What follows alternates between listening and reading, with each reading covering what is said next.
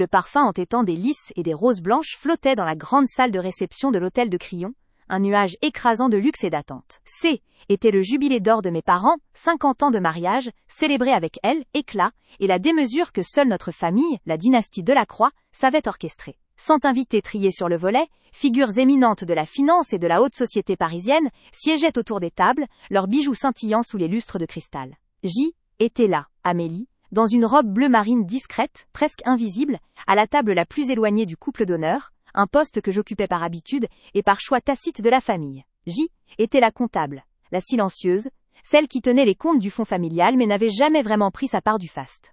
À l'autre bout, baignée dans la lumière, se tenait Émilie, ma sœur cadette. Rayonnante, bruyante, vêtue d'une toilette rouge flamboyante qui capturait tous les regards.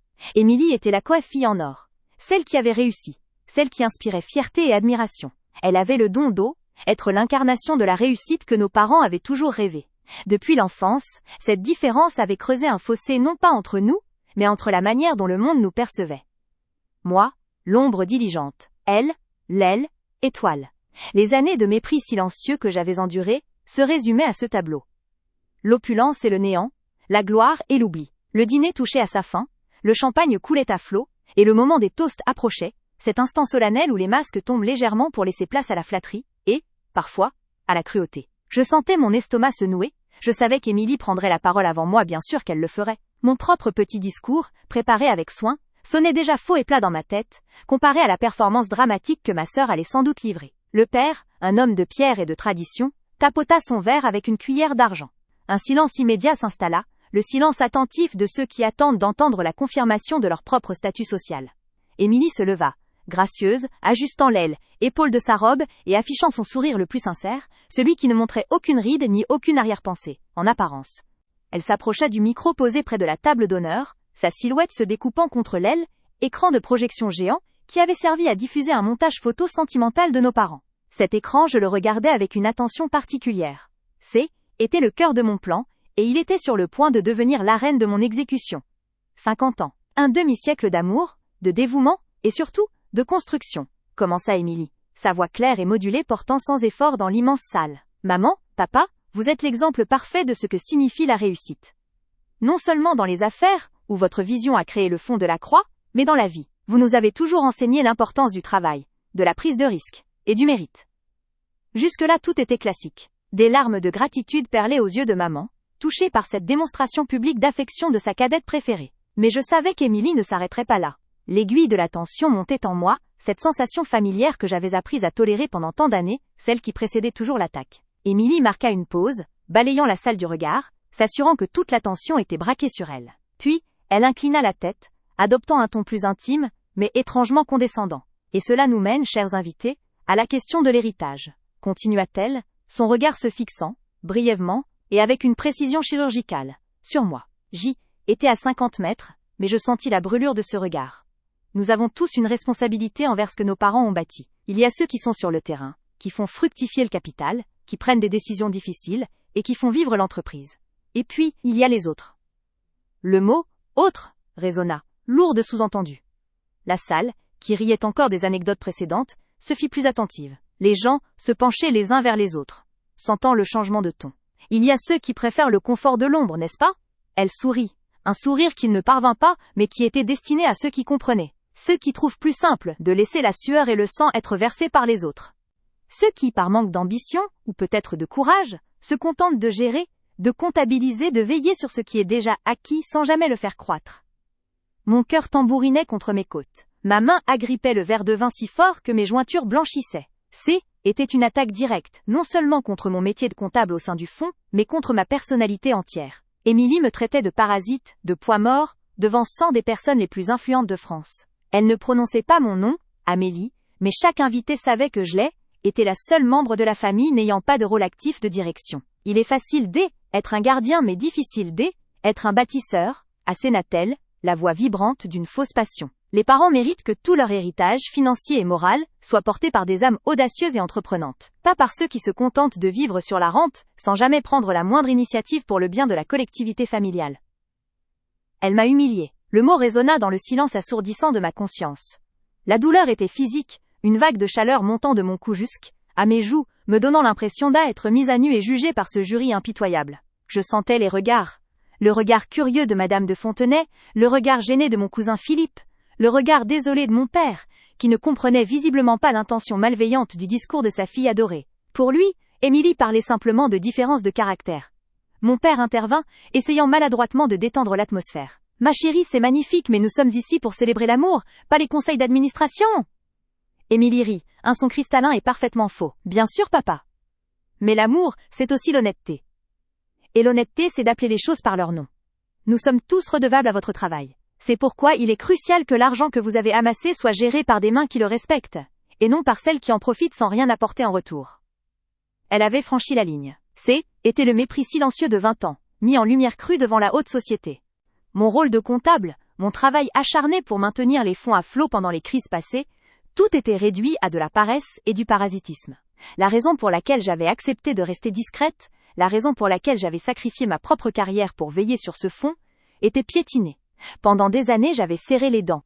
J'avais encaissé les remarques subtiles, les invitations manquées, le ton condescendant qu'Émilie utilisait à mon égard dans les rares réunions de famille. J'avais supporté être la béquille invisible. Mais maintenant, cette blessure haine était plus invisible. Elle saignait devant 100 invités. Je fermai les yeux un instant. La honte était brûlante, mais elle fut immédiatement remplacée par une froide détermination que je n'avais jamais ressentie auparavant. Ce n'était pas la première fois qu'Émilie m'attaquait, mais était la plus publique, la plus cruelle. Était l'humiliation de trop. Alors que les applaudissements polis, mais confus, élevaient pour clore le toast d'Émilie, je me levai. Mes jambes étaient étrangement stables, malgré le tremblement intérieur. Je sentais la puissance de la preuve que je portais sur ma clé USB, glissée dans ma pochette. Cette preuve, je l'avais gardée en secret pendant 6 mois, attendant le moment parfait, le moment où l'exposition serait maximale, la chute la plus retentissante. Émilie me regarda avec un air de triomphe déguisé en pitié. Elle pensait que j'allais me rasseoir, ou peut-être me lever pour un discours bégayant et insignifiant. Elle ne savait pas que j'avais la vérité entre mes mains. Elle ne pouvait pas imaginer qu'en m'attaquant, elle venait d'activer la bombe à retardement que j'avais soigneusement mise en place. Je m'approchai de la table d'honneur, ma démarche lente et mesurée, traversant le tapis épais qui étouffait le son de mes pas. Mon père, souriant nerveusement, pensait que j'allais lui adresser mes vœux. Émilie, elle, recula d'un pas du micro, son sourire s'effaçant légèrement, percevant peut-être l'aile, étrange calme qui émanait de moi. Je pris le micro qu'elle venait de lâcher. Sa chaleur était encore là, symbole de la cruauté qu'elle venait de déverser. Je n'eus pas besoin d'y élever la voix. La tension était telle que tout le monde aime. Écoutez déjà.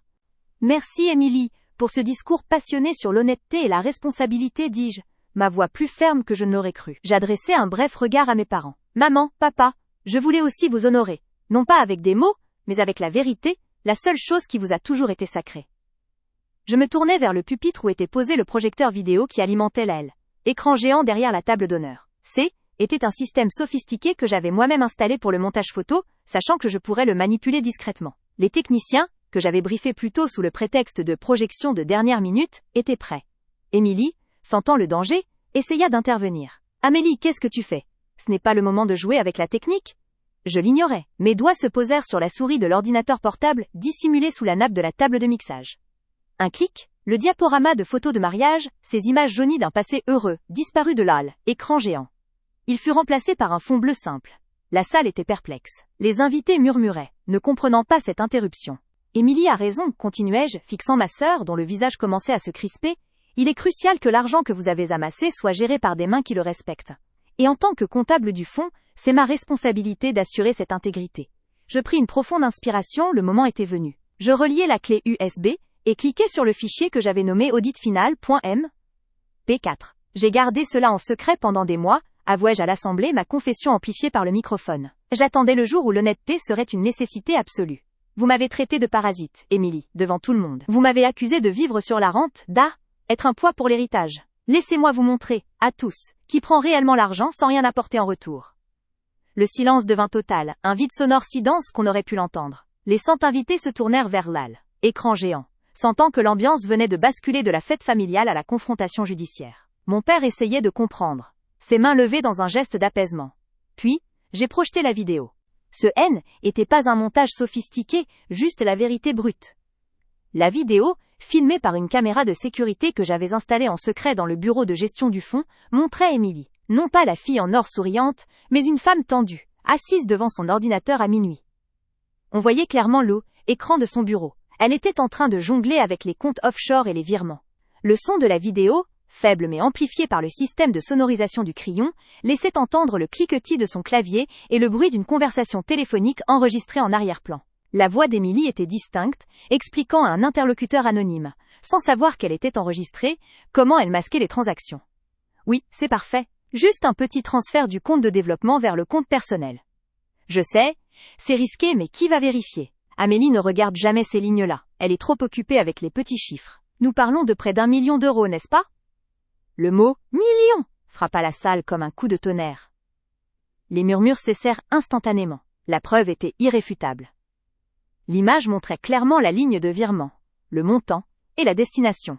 Un compte personnel aux îles Caïmans, au nom d'Émilie Delacroix. Elle détournait l'argent de notre fonds familial. Émilie, au pied de l'estrade, était figée. Son teint rouge flamboyant de sa robe se reflétait sur son visage, qui était devenu d'une pâleur cadavérique. Elle ouvrit la bouche, mais aucun son n'en sortit. Sa honte était exposée, crue, devant toute la haute société qui venait juste de l'applaudir pour son audace, Annie. Les parents étaient en état de choc total. Maman plaça sa main sur sa bouche, les yeux écarquillés, son monde s'effondrant autour d'elle. Mon père se leva brusquement, faisant tomber sa chaise. Il ne regardait plus Dolly, écran, il fixait Émilie, la trahison gravée sur son visage autrefois impassible. Le silence qui s'ensuivit était le plus profond et le plus satisfaisant que j'ai jamais connu.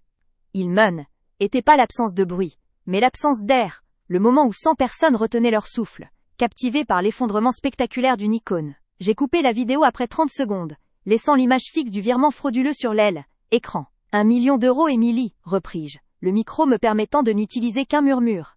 C'est ce que vous appelez de l'audace. Je vous remercie de m'avoir humilié publiquement, parce que ce jour-là j'ai su que les années de mépris silencieux devaient prendre fin. Je posai le micro doucement sur le pupitre. Ma mission était accomplie. Je n'avais plus honte. La douleur était partie, remplacée par une vague immense et froide de libération. J'avais révélé la vérité, et la justice était immédiate. Émilie, la fille en or, était plus qu'une voleuse exposée, démolie par le poids de ses propres paroles et de mes preuves. Ce jour-là, tout a changé. J'avais repris ma voix. 18 278 caractères. J'ai coupé la vidéo après 30 secondes, laissant l'image fixe du virement frauduleux sur l'aile, écran. Le montant de 1 million d'euros brillait en caractères gras et impitoyables, figé comme un verdict. L'atmosphère, déjà tendue, se liquéfia en une sorte de gelée sonore. Le parfum entêtant des lys, que j'avais trouvé si écrasant en arrivant, me parut soudain métallique, amer, le relent d'une fête mourante. 1 million d'euros, Émilie, repris-je, le micro me permettant de n'utiliser qu'un murmure. Mon ton était dénué de toute émotion, il était chirurgical. C'est ce que vous appelez de l'audace? Je vous remercie de m'avoir humilié publiquement, parce que ce jour-là, j'ai su que les années de mépris silencieux devaient prendre fin. Je ne la quittais pas des yeux. Émilie ne pleurait pas. Elle était au-delà des larmes, transformée en une statue de cire sous l'effet de la chaleur des projecteurs et de l'horreur. Sa robe rouge, qui se voulait triomphale, paraissait désormais sanglante, la couleur de sa propre ruine. Elle essaya de parler, ses lèvres s'agitant. C'est un faux montage, réussit-elle à articuler, sa voix rauque, une note discordante dans le silence du crayon. Amélie ment! Elle a toujours été jalouse, père, mère! C'est une vengeance, elle a trafiqué ça.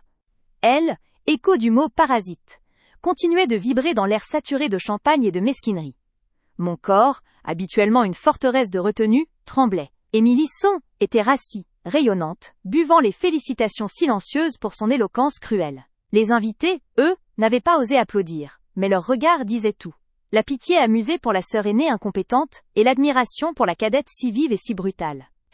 Était le sommet de l'humiliation, l'apothéose d'années de mépris silencieux, enfin mise en mots devant 100 témoins. Ces années je les avais portées comme un manteau de plomb. Depuis l'adolescence, Émilie avait été la lumière, la favorite, celle dont l'éclat éclipsait tout. J'y étais Amélie, l'aînée discrète, la comptable efficace, celle qui s'occupait des détails financiers ingrats de la famille Delacroix, mais que l'on oubliait d'inviter à la table des décisions. J'avais passé ma vie à compenser mon manque de charisme par une compétence irréprochable, espérant vainement que mes chiffres et ma loyauté me vaudraient enfin un peu de reconnaissance, ou du moins, l'arrêt de l'effacement. Chaque Noël, chaque anniversaire, chaque réunion de famille était une répétition de la même pièce. Émilie, avec son rire cristallin et son aisance sociale, occupait l'espace. Moi, étais reléguée aux tâches logistiques, gérant les listes d'invités, vérifiant les factures, m'assurant que le spectacle soit parfait, tout en acceptant le rôle de l'ombre. Quand j'essayais de contribuer à une conversation, maman me coupait souvent, son regard glissant vers Émilie, Amélie chérie, tu es si douée avec les chiffres, mais les sujets de société, tu n'y connais rien. C était un coup de poignard constant, enveloppé dans du velours, qui me rappelait ma place assignée, celle qui sert, mais qui ne brille pas. Mais cette fois, à l'occasion des noces d'or, la blessure était trop profonde. L'insulte trop publique. Le mot parasite résonnait, non seulement comme un mensonge, mais comme le rejet total de ma valeur. Je me suis souvenu des nuits passées dans mon bureau, seule, les yeux rivés sur les relevés bancaires, quand le mépris d'Émilie avait cessé d'être une simple douleur personnelle pour devenir une menace financière réelle pour mes parents. C'est là, dans la solitude des chiffres, que la vérité avait commencé à se dessiner, froide et implacable. Mon rôle de comptable de la société Mère Delacroix et gestionnaire fiduciaire officieux du BIL, fonds d'héritage familial, me donnait un accès complet et légitime au compte. Ce fonds, créé il y a 10 ans, était censé être le filet de sécurité de mes parents pour leurs vieux jours, une somme conséquente mise de côté pour leur retraite et les frais de santé potentiels, gérés avec la plus grande prudence. J'avais toujours été la gardienne silencieuse de ce trésor. Il y a 6 mois, une anomalie m'avait alerté. Un virement de taille modeste, puis un autre, vers une société offshore à Gibraltar. Rien d'alarmant en soi pour une multinationale, mais ces mouvements étaient catégorisés comme des dépenses personnelles, sans lien avec les activités de l'entreprise. J'ai creusé, initialement persuadé qu'il s'agissait d'une erreur de saisie. Les jours se sont transformés en semaines d'enquête clandestine, menées depuis mon bureau, après les heures de travail, l'ordinateur portable sous clé, mes recherches chiffrées cryptées. La vérité m'a frappé comme une onde de choc glacial. Émilie, ma propre sœur, utilisant des sociétés écrans et profitant de l'aveuglement de nos parents et de la complexité des comptes familiaux, détournait méthodiquement l'argent du fonds d'héritage. Elle ne prenait pas de grosses sommes d'un coup, non. Émilie était trop intelligente pour cela. Elle pratiquait le siphonnage subtil, des milliers d'euros ici, des dizaines de milliers là, dissimulés sous des libellés de conseils en marketing ou de frais de restructuration. Quand j'ai confronté les chiffres, j'ai réalisé que plus de 30% du capital de sécurité de mes parents avait disparu. Était un acte non seulement criminel, mais d'une cruauté inouïe, visant à vider leurs poches pour financer le train de vie extravagant qu'Émilie affichait si fièrement, celui-là même qui impressionnait nos parents et justifiait leur préférence constante. J'aurais pu l'affronter en privé. J'aurais pu en parler à maman ou papa immédiatement. Mais une partie de moi savait que cela ne servirait à rien. Ils ne me croiraient pas. Ils mettraient en doute ma compétence, ma jalousie. Tout sauf l'innocence angélique de leur Émilie chérie. J'avais besoin de preuves irréfutables, des éléments qu'aucun amour maternel ou paternel ne pourrait ignorer. Et j'ai décidé de les collecter en secret. J'ai commencé par imprimer tous les relevés bancaires incriminant Émilie, les annotant de mes propres explications de comptable. J'ai tracé les flux vers les comptes à l'étranger, puis, j'ai utilisé une discrète caméra de surveillance que j'avais installée dans le bureau partagé, sous prétexte de sécurité accrue, après un petit incident. Ce que la vidéo montrait, était Émilie, tard un soir, accédant au dossier physique du fonds, modifiant une signature, et souriant à son téléphone après avoir validé un transfert particulièrement important. Elle avait l'air décontractée, presque joyeuse de commettre son forfait. Chaque document, chaque séquence vidéo, chaque preuve de sa trahison fut méticuleusement copiée et stockée sur une seule et unique clé USB. Était mon arme secrète, ma vérité gardée en silence, attendant le jour où la douleur du secret serait inférieure à la nécessité de l'action. Je savais que l'impact devait être maximal pour que l'onde de choc soit suffisante pour briser l'armure de l'aveuglement familial. Aujourd'hui, alors que le mot parasite me déchirait l'âme devant toute la haute société parisienne, le moment était enfin arrivé. J'ai senti la chaleur monter à mes joues, non pas de honte, mais d'une colère froide et concentrée. Émilie avait choisi l'arène publique pour son attaque. Je choisirais l'arène publique pour ma riposte. J'ai la preuve, me suis-je dit intérieurement, le son d'une promesse de vengeance chuchotée au creux de mon cœur. Je me suis redressée, ignorant les regards curieux et condescendants. Je devais agir avant que le dîner ne reprenne son cours, avant que le scandale ne soit balayé sous le tapis de la bienséance. L'humiliation publique qu'elle m'avait infligée était le prix à payer pour ma liberté, et la justice pour mes parents. Ce jour-là, tout allait changer, et l'heure de la révélation avait sonné. Mes doigts se sont serrés autour de la petite clé USB dissimulée dans la doublure de ma pochette de soirée. Elle était là, minuscule et pourtant capable de faire exploser cette salle de réception. Je devais trouver le projecteur, écran géant installé pour le diaporama commémoratif des noces d'or. Mon regard a balayé la salle. Le projecteur multimédia, une machine sophistiquée, était posé sur un support près de la tribune où Émilie venait de me démolir. Écran de projection, encore allumé, affichait un montage de photos de mariage de 1974, les sourires jeunes et innocents de maman et papa, un contraste déchirant avec l'atmosphère viciée de l'instant présent. J'ai pris une inspiration lente et profonde, sentant l'adrénaline se répandre dans mes veines, effaçant la douleur. La peur avait fait place à une détermination cristalline. Était plus Amélie, la petite sœur invisible. Était Amélie, la comptable, la gardienne de la vérité, celle qui allait rendre justice. Je me suis dirigée vers la table d'honneur. Les parents, encore sous le charme du discours d'Émilie, me regardait avec une confusion agacée. Maman a murmuré, la voix pincée, « Amélie, qu'est-ce que tu fais? Assieds-toi, le dessert arrive. » Je ne lui ai pas répondu. J'ai continué à marcher vers la tribune. Émilie, qui discutait avec un invité important, a levé les yeux vers moi, son sourire se figeant. Elle a vu le calme étrange dans mon expression, un calme qu'elle n'avait jamais vu chez moi. « Amélie, tu as besoin de quelque chose? Un mouchoir pour tes larmes ?» lui a-t-elle lancé, assez fort pour que les tables proches entendent, cherchant à me rabaisser une dernière fois. J'ai ignoré sa provocation venimeuse. J'ai atteint la tribune, contournant le pupitre de présentation. Le projecteur était là, facilement accessible. J'ai sorti la clé USB de ma pochette, sa surface métallique froide contre mon pouce. Mon cœur battait la chamade, mais mes mains étaient étonnamment fermes. J'ai trouvé le port USB du projecteur. J'ai inséré la clé d'un mouvement rapide et précis. Le projecteur a reconnu le périphérique immédiatement. J'ai pris la télécommande de présentation, celle qu'Émilie avait utilisée quelques minutes plus tôt, et j'ai cliqué sur le bouton de navigation. Sur l'aile, écran géant, les 12 photos sépia de nos parents ont disparu, remplacées par un dossier nommé en gros caractères blancs, preuve irréfutable fond familial. Un murmure s'est répandu dans la salle, d'abord faible, puis grandissant comme une vague. Les invités ont arrêté de parler. Émilie s'est levée de sa chaise à la table d'honneur, le visage soudainement vidé de son sang. « Qu'est-ce que tu fais, Amélie? Arrête ça, immédiatement !»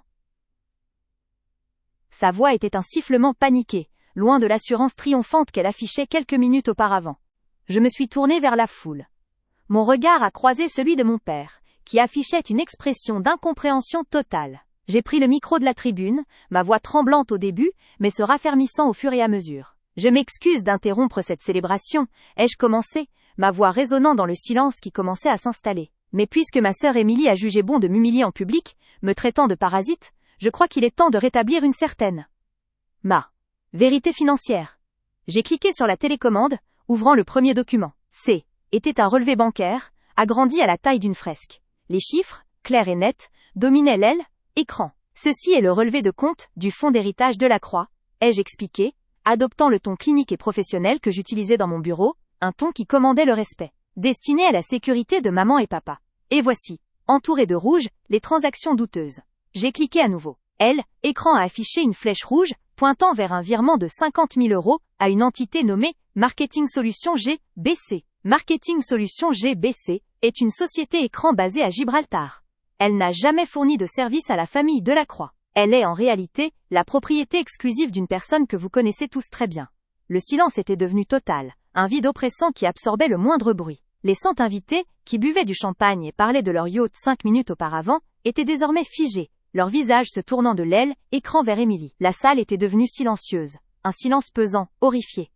Émilie a fait un pas vers moi, ses yeux lançant des éclairs de fureur et de panique. « Amélie, tu es malade! Tu as monté ça de toutes pièces !»« Père, dis-lui d'arrêter !» l'a-t-elle crié, sa voix aiguë brisant la solennité du moment. Mon père a finalement réagi, se levant lentement, le visage ravagé. « Amélie, qu'est-ce que cela signifie? Explique-toi. »« Cela signifie, papa, » ai-je répondu, la force de ma conviction me donnant l'assurance nécessaire pour affronter son regard déçu, que votre fille Émilie vous a volé. J'ai continué à faire défiler les preuves, montrant des montants s'additionnant, des dates étalant sur plusieurs mois. L'impact visuel des chiffres exposés était brutal. J'ai projeté la vidéo, le moment le plus dévastateur. Écran a clignoté, puis l'image d'Émilie dans le bureau, manipulant les documents du fond, est apparue. Le silence s'est fait encore plus profond, si intense, qu'on aurait pu entendre les battements de mon propre cœur. J'avais gardé cette preuve en secret, attendant le moment où elle ne pourrait plus être niée. Et ce moment, il était maintenant. L'agresseur allait être exposé devant tous. Approaching character limit. Wrapping up the reveal setup. L'image d'Émilie sur l'écran était d'une netteté impitoyable, éclairée par la lumière crue du néon de mon bureau, les traits habituellement adoucis par le maquillage et le champagne paraissant durs, presque vulgaires. On voyait ses doigts, sans gants, manipuler avec une aisance trop familière les documents cartonnés du fond. Elle ne semblait ni stressée, ni même furtive. Le moment le plus dévastateur, que j'avais revu 100 fois dans la solitude de mes nuits, était celui où elle prenait son téléphone. On voyait son visage s'illuminer d'un sourire rapide, ce sourire de prédatrice satisfaite, juste après avoir validé un virement de 6 chiffres. La vidéo n'avait pas de son clair, seulement le grésillement lointain de la climatisation de l'immeuble de bureau. Mais l'image parlait 1000 fois plus fort que n'importe quel mot. J'avais gardé cette preuve en secret, attendant le moment où elle ne pourrait plus être niée. Et ce moment, il était maintenant. L'agresseur allait être exposé devant tous. Émilie a hurlé. Ce N était plus le sifflement paniqué, mais un cri rauque, désespéré, qui a fait vibrer les verres à vin sur les tables. C'est un montage. Amélie est jalouse. Elle a toujours été folle. Elle a truqué ses images dans son bureau minable pour me faire du mal. Père, arrête-la, elle détruit la famille. Elle s'est précipitée hors de la table d'honneur, sa robe de soie glissant autour de ses chevilles, visant le projecteur, l'intention de le débrancher ou... était le sommet de l'humiliation. L'apothéose d'années de mépris silencieux, une gifle publique qui résonnait plus fort que n'importe quel cri. Mon corps, habituellement une forteresse de retenue et de discrétion, tremblait d'une rage froide et précise. Émilie ici était rassie, rayonnante, buvant les félicitations silencieuses pour son éloquence cruelle. Les invités, eux, n'avaient pas osé applaudir, mais leur regard disait tout. La pitié amusée pour la sœur aînée incompétente, et l'admiration pour la cadette si vive et si brutale. J'ai serré les poings sous la nappe immaculée, sentant l'alliance de mes parents glisser légèrement sur mon annulaire. Était leur soirée, leur jubilé d'or, et elle avait choisi ce moment sacré pour m'achever devant la haute société que nous fréquentions. Je l'ai regardée une dernière fois, cette sœur cadette que j'avais tant aimée, tant protégée, et qui m'avait, sans le savoir, donné la force nécessaire pour appuyer sur le bouton. Le mot parasite avait tranché le dernier fil de ma loyauté. Il n'y aurait pas de retour en arrière, pas de pardon silencieux cette fois. Mon cœur de comptable, froid et méthodique, avait pris le contrôle total de mes émotions blessées. Mon plan, peaufiné pendant des mois dans le secret absolu, devait s'exécuter maintenant, avant que le dîner ne reprenne son cours normal, noyant mon malaise dans l'oubli. Je devais agir pendant que l'aile, écho de son triomphe, était encore frais dans l'air. J'ai pris une grande inspiration. Puis je me suis levé. Un mouvement si lent et si délibéré qu'il passait presque inaperçu. Le projecteur, positionné sur une petite table près de l'estrade, venait d'afficher le message de remerciement final du diaporama des parents. Les lumières de la salle étaient encore légèrement tamisées pour l'effet.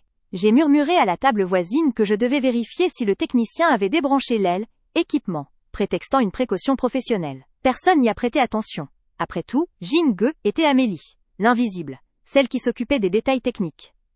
Je me suis approché du pupitre de projection. La clé, USB, lourde de vérité et d'années de douleur invisible, était glissée dans la doublure intérieure de mon sac. Mes doigts tremblaient légèrement lorsque je l'ai sortie, mais ma détermination était un roc. J'ai vu l'encoche du port USB libre sur l'ordinateur portable qui contrôlait l'affichage.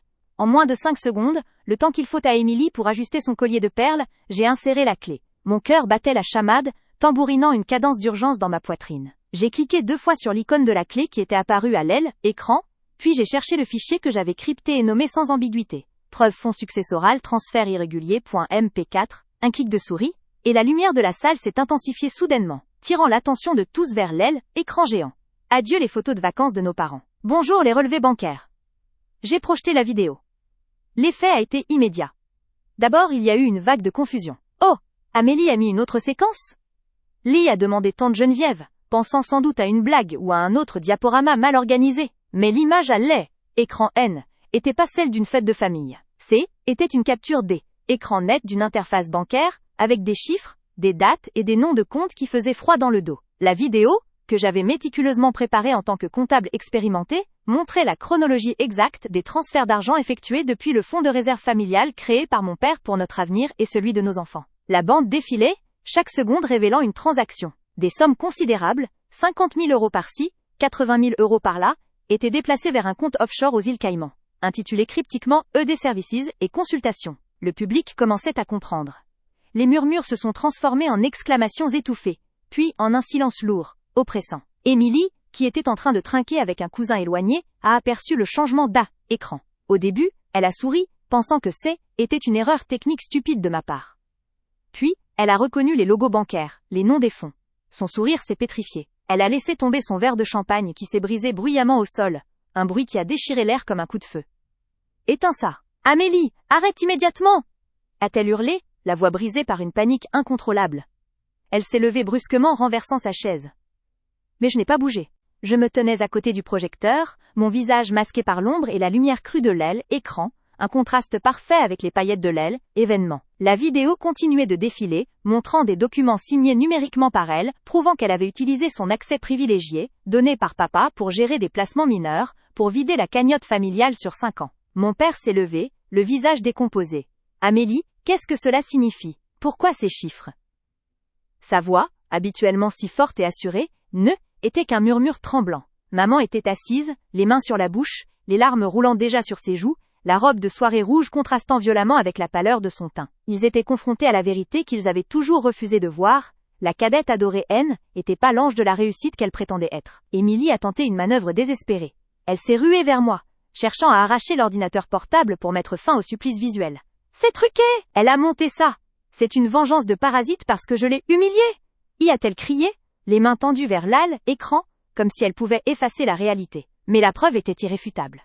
J'avais pris soin d'inclure les métadonnées de chaque document, les adresses IP, et les tampons horodatés. J'ai reculé d'un pas, m'interposant entre elle et la machine, mon regard la transperçant. C'est la vérité, Émilie, ai-je dit, ma voix calme, posée, résonnant étrangement dans la salle immense. Tu as détourné 2 millions d'euros de notre fonds de succession. Ce fonds était destiné à assurer la retraite de nos parents, si jamais leurs investissements prenaient un coup, et il était aussi destiné à notre avenir. Tu as volé, ma sœur.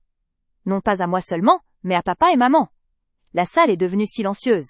Un silence total, si dense qu'on aurait pu entendre les battements d'ailes d'un papillon. Sans t'inviter, des amis proches, des collègues de travail, des membres de la famille élargie, étaient figés, leurs yeux naviguant entre d'elle, écran accusateur et le visage d'Émilie, ravagé par la honte exposée.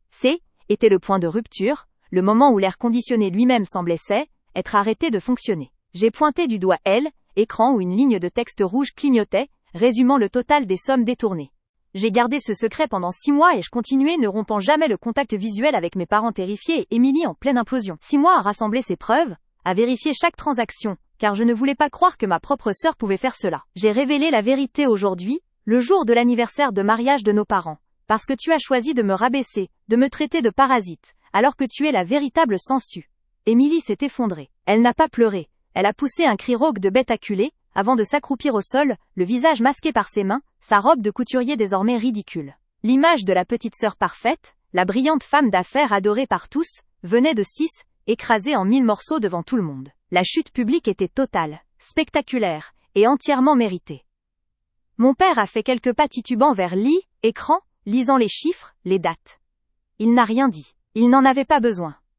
Les preuves que j'avais projetées étaient plus éloquentes que n'importe quel plaidoyer. Il s'est tourné vers moi. Et pour la première fois depuis des années, je n'ai pas vu dans ses yeux la déception ou l'indifférence réservée à la comptable discrète. J'y ai vu le choc, oui, mais aussi une reconnaissance silencieuse et une profonde, terrible peine. Amélie, tu savais? A soufflé ma mère, sa voix à peine audible. Oui, maman, je savais, ai-je répondu la gorge serrée, mais mon ton restant ferme. Et j'ai attendu ce moment. J'ai attendu qu'elle me donne une raison de ne plus me taire. Quand elle m'a humiliée publiquement, j'ai compris que mon silence était devenu une complicité. J'ai débranché la clé USB. Écran est redevenu noir, renvoyant l'image confuse des lumières de la salle. Le silence persistant était assourdissant, brisé seulement par les sanglots étouffés d'Émilie au sol et l'intervention prudente de la sécurité qui s'approchait. Ma tâche était accomplie. Je n'avais pas besoin de crier ma victoire. Les faits parlaient pour moi. Je me suis sentie légère, dégagée du poids de cette vérité que j'avais portée en secret, de cette injustice que j'avais subie pendant toutes ces années. L'air était plus saturé par le mépris d'Émilie, mais par la stupéfaction et la réalisation. Était plus la parasite. Était celle qui avait sauvé le patrimoine familial, celle qui avait vu clair. J'avais enfin retrouvé ma voix, non pas par un cri de colère, mais par la vérité implacable des chiffres. Je me suis détournée de l'estrade, traversant la foule d'invités choqués qui écartaient devant mon passage comme devant une reine vengeresse. Ils ne me regardaient plus avec pitié, mais avec une fascination terrifiée. J'ai laissé mes parents gérer les conséquences de leur aveuglement, la honte d'Émilie et l'onde de choc dans la salle. Ce nid était plus mon fardeau. Ce jour-là, tout a changé. J'étais libre. Je me suis sentie légère. Dégagée du poids de cette vérité que j'avais portée en secret, de cette injustice que j'avais subie pendant toutes ces années. L'air était plus saturé par le mépris d'Émilie, mais par la stupéfaction, le malaise et la réalisation brutale. Était une encre retirée d'une mer agitée, enfin capable de flotter. Était plus la parasite. Était celle qui avait sauvé le patrimoine familial, celle qui avait vu clair là où l'amour aveugle de mes parents avait failli. J'avais enfin retrouvé ma voix, non pas par un cri de colère ou une plaidoirie enflammée, mais par la vérité implacable des chiffres, ces mêmes chiffres que j'avais passé ma vie à maîtriser pour le compte des autres, et que j'utilisais enfin pour ma propre justice. Je suis restée immobile un instant de plus, absorbant l'atmosphère figée. Le silence, qui avait précédé l'arrivée de la sécurité, était maintenant rompu par le son mat et professionnel des pas des 2 hommes en uniforme, s'approchant prudemment d'Émilie, qui sanglotait toujours, le corps recroquevillé dans sa robe de soie. Ces sanglots étaient plus ceux de la rage, mais de la défaite absolue. J'ai noté mentalement la facilité avec laquelle le vernis de perfection était écaillé. Mon regard s'est posé une dernière fois sur mes parents. Maman n'avait pas bougé de sa chaise, ses mains tremblantes pressées contre sa bouche. Ses yeux, habituellement pétillants d'une joie de vivre bourgeoise, étaient ceux d'une femme qui venait de voir Écrouler non seulement sa fortune, mais aussi l'image qu'Helmès était construite de sa propre famille. Son chagrin, N, était pas un reproche direct, mais une souffrance qui me traversait néanmoins. Elle pleurait l'anniversaire gâché, la honte sociale, et le fait que son petit trésor, Émilie, était une criminelle. Papa, lui, semblait avoir vieilli de 10 ans, en l'espace de 5 minutes. Il était toujours debout, à quelques mètres de moi, la main posée sur le dossier d'une chaise vide, comme s'il cherchait un point d'or. Équilibre dans ce chaos qu'il n'aurait jamais pu imaginer. Il ne m'a pas blâmé pour le moment choisi, ni pour l'exposition. Il me regardait avec une lucidité douloureuse. Il avait toujours valorisé la réussite ostentatoire d'Émilie, sans jamais considérer la compétence discrète que j'offrais. Maintenant l'une était ruinée, et l'autre était sa seule planche de salut. « Tu as fait ce qu'il fallait, Amélie », a murmuré mon père, sa voix presque inaudible, mais claire dans le vide acoustique de la salle. Ce « N » était pas une question, C, était une constatation, une reconnaissance tardive et amère.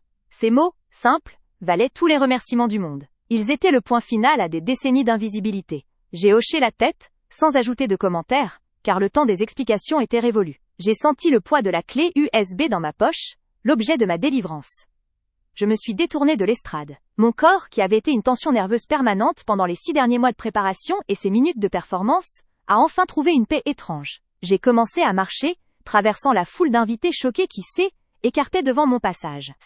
Était une procession silencieuse, une sortie digne d'une tragédienne qui vient de jouer le rôle de sa vie. Les invités formaient une haie d'honneur involontaire. Je pouvais sentir le poids de centaines de regards, des aiguilles d'observation froides et perçantes. Ils ne me regardaient plus avec pitié. La pitié était réservée à la victime, et Émilie venait de s'auto-désigner coupable et bourreau. Ils me regardaient avec une fascination terrifiée, le genre de respect involontaire que l'on accorde à une force de la nature ou à un prédateur qui vient d'abattre sa proie avec une précision chirurgicale. J'ai croisé le regard de Monsieur Dubois, l'associé principal de mon père, un homme connu pour sa rigidité morale et son amour du scandale. Il n'a pas détourné les yeux. Il a juste offert un micro-hochement de tête, un signe professionnel de reconnaissance. Le comptable a exposé le fraudeur. La haute société était impitoyable. Elle admirait le courage et le machiavélisme, même s'ils étaient dirigés contre l'un des siens. Tante Geneviève, celle qui avait initialement attribué l'affichage à une blague mal organisée, était maintenant assise, la main sur sa poitrine, hyperventilant légèrement. Son expression était un mélange délicieux d'horreur et de jubilation. Le scandale familial était le festin de la soirée. Je me suis dit que si la vérité devait être révélée, autant qu'elle le soit devant le plus grand auditoire possible, pour que la chute soit définitive. Chaque pas sur le tapis épais du salon de réception était une affirmation. Jeune, était plus Amélie, la petite Coro qui s'occupe des budgets et des invitations. J, était Amélie, celle qui détient le pouvoir de la vérité et qui sait l'utiliser. La robe que je portais, choisie pour sa discrétion, me semblait désormais être l'armure parfaite.